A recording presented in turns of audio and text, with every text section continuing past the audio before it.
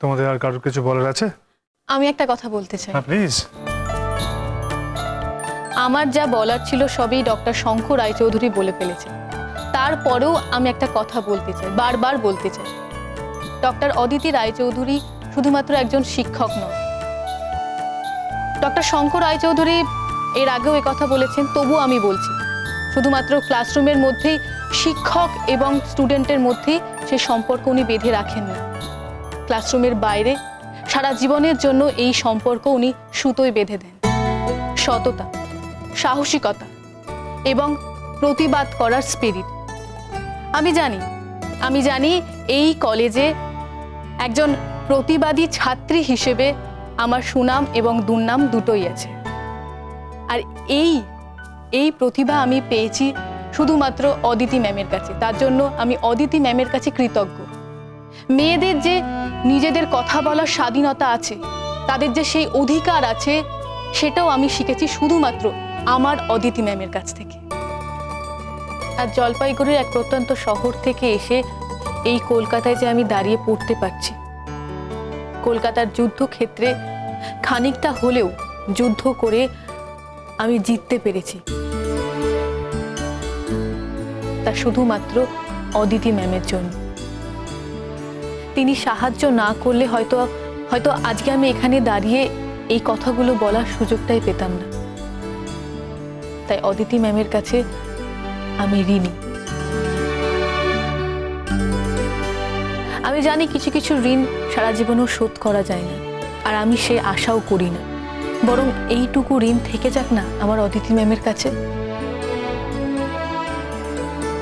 আর আজকের দিনে দাঁড়িয়ে আমি ভাগ্যবতী যে আমাদের মধ্যে যে সম্পর্কটা রয়েছে সেটা শুধুমাত্র শিক্ষক এবং ছাত্রের মধ্যে সীমাবদ্ধ নেই। অদিতি ম্যাম আমার শাশুড়ি মা। আমার জীবনে এরকম একজন শিক্ষক, এইরকম একজন শাশুড়ি মা পেয়ে আমি খুব ধন্য। আমি ঈশ্বরের কাছে কৃতজ্ঞ। তোমরা অদিতি ম্যামের ক্লাস করার সুযোগ পাচ্ছ। আমার মনে হচ্ছে আমি সেই সব দিনগুলোতে ফিরে যাচ্ছি যেসব দিনগুলোতে অদিতি ম্যামের ক্লাস পাওয়ার জন্য আমরা মুখিয়ে থাকতাম। মাঝে মাঝে যখন আবার অদিতি ম্যামের ক্লাস করার ইচ্ছে হবে, আশা করি অদিতি ম্যাম আমাকে অ্যালাউ করবেন। অদিতি ম্যামকে আমার নমস্কার। আর এখানে উপস্থিত যে সকল শিক্ষিকারা রয়েছেন তাদেরকেও আমার নমস্কার, ধন্যবাদ। ক্লাস শুরু করার আগে অদিতি ম্যামকে বলবো স্টুডেন্টদের উদ্দেশ্যে কিছু বলার জন্য। Please ma'am. অনেক সময় না মুখের ভাষা, কথা হারিয়ে যায়, স্তব্ধ হয়ে যায়, জানো তো। বড় অকিঞ্চিতকর লাগে সবকিছু। এই দুটো পরম প্রিয় মানুষ আমার সম্পর্কে যা যা বললো এক্ষুনি, আমি ঠিক জানি না আমি তার যোগ্য কিনা। তবে নিশ্চয়ই আমি যোগ্য হওয়ার চেষ্টা করব। শিক্ষার কোনো বয়স নেই।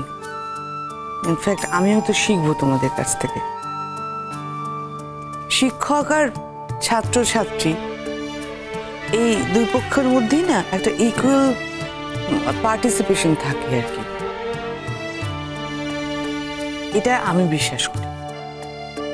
আশা করি সেই সহযোগিতা আমরা একে অপরকে করব।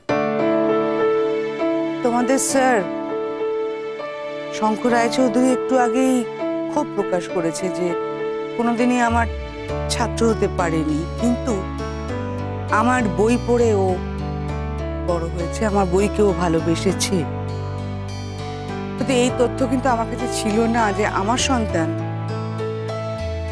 এত দূরে থেকেও আমাকেই আঁকড়েছিল। হয়তো শিক্ষক হিসেবে আমি সফল, মা হিসেবে ব্যর্থ,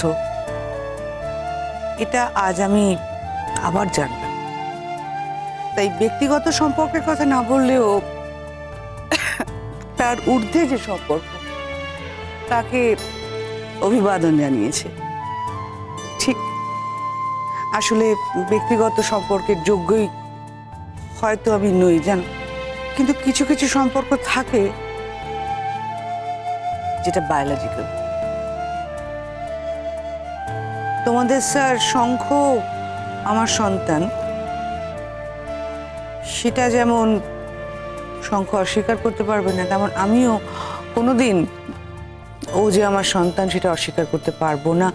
অত্যন্ত দুঃখের সাথে হলেও এটা আমাদের মনে রাখতে হবে। তবে হ্যাঁ, ও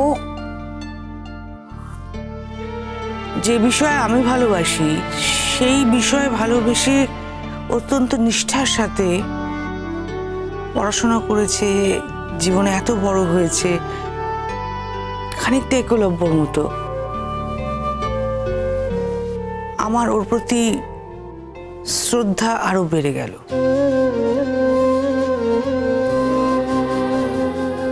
আসলে আমার জীবনের শুরুতেই অঙ্ক। আমার জ্যাঠামশাই আমাকে এই অঙ্কের নেশাটা ধরিয়েছিল। যদিও তিনি আর নেই, কিন্তু আমার মনে হয়েছে যে আমি যতটুকু জানি ততটা যদি কিছু মানুষের মধ্যে, কিছু তোমাদের মতো ছাত্রছাত্রীর মধ্যে ছড়িয়ে দিতে পারি আর কি। আসলে কি জানো, জীবনের অঙ্কটাই সব থেকে বড় অঙ্ক। সবসময় মেলে না, মেলানো কঠিন হয়ে যায়। আর ভারী অদ্ভুত, এক এক সময় যেটা মিলছে না সেটা চট করে মিলে যায়। এই অঙ্কের জন্য না আমি অন্তহীন অপেক্ষা করেছি। মানে ক্লাসরুমের বাইরেও যেন অঙ্ক মেলে, মানে আমার জীবনের অঙ্ক, সে চেষ্টা করে গেছি। অনেকটা মিলিয়ে আনতে পেরেছি, আর একটু বাকি আছে। আশা করি সেইটুকু আমি মিলিয়ে দিতে পারবো আমার সাধনা দিয়ে। আর একটা কথা বলি, জীবনে অনেক কিছু আমি ছেড়েছি বা ছাড়তে হয়েছে, কিন্তু অঙ্ক আমি কোনোদিন ছাড়তে পারিনি। অঙ্কই আমার প্রথম প্রেম বলো, ভালোবাসা বলো, অঙ্কই আমার সব। একথা ঠিক, সেই ছোট্টবেলা থেকে অঙ্ক আমাকে কারোর সাথে শেয়ার করেনি, উল্টে আমাকে জড়িয়ে রেখেছে। এটাই হয়তো পরম্পরা। তাই তোমাদের সকলের কাছে আমি একটা জিনিসই সাজিয়ে দেবো, সেটাই হচ্ছে অঙ্ক। ভবিষ্যতে যেন মাথা খুঁড়তে না হয় সেই অঙ্ক মেলানোর জন্যে। আর একটা কথা, কারো যদি কিছু জিজ্ঞেস করার থাকে প্লিজ আমাকে জিজ্ঞেস করবে, হেজিটেট করবে না। কারণ আমি বোঝাতে বিরক্ত হই না, আমি খুশি হই। যদি সত্যি অঙ্ককে ভালোবাসো সেটাকে এক্সপ্লোর করো। আসলে কি জানো, ভালো না বাসলে পরীক্ষা দিতে হয়, ভালোবাসলে তো পরীক্ষা দিতেই হয়।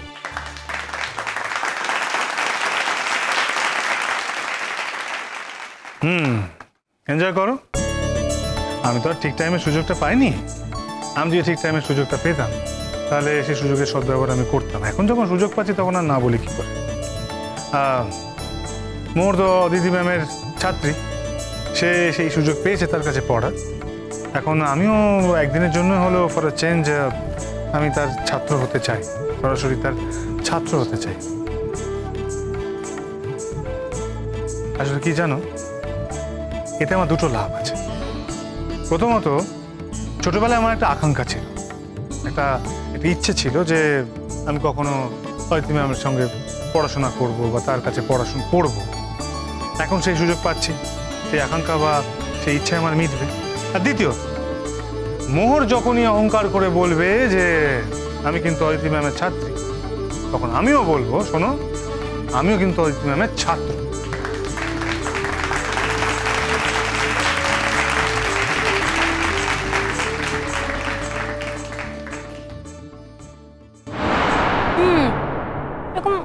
অবুঝের মতো করো না। আরে বাবা, বন্ধু বান্ধবদের সঙ্গে তো কোথাও যাওয়া যায় নাকি না?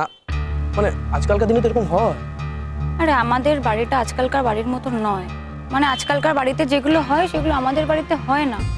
আজকে আমি যদি কোনো বলি যে বন্ধু বান্ধবদের সাথে বেরোবো, তারা হাজার একটা কৈফত চাইবে যে কোথায় যাচ্ছ, কেন যাচ্ছ, কিসের জন্য যাচ্ছ। আর তাছাড়া আমার তো বন্ধু বান্ধবরা সব কলেজে, তাদের মানে কলেজে না সব ঠিকুজি কুষ্টি লেখা আছে, কে কোথায় থাকে, কার কোথায় বাড়ি। তুমি বুঝতে পারছো না, আমি আমি প্রবলেমে পড়ে যাব, খুব চাপে পড়ে যাব। তার মানে তোমার সঙ্গে আমি কোনোদিনও কোথাও উইকেন্ডে মানে প্ল্যান করতে পারবো না, তাই তো? আচ্ছা অঙ্কুর, বিয়েটা হয়ে যাক না, বিয়েটা হয়ে গেলেই না হয় একসাথে উইকেন্ড কাটাবো। প্রাউড অফ নতুন আলোয় কে ডাকে মোহ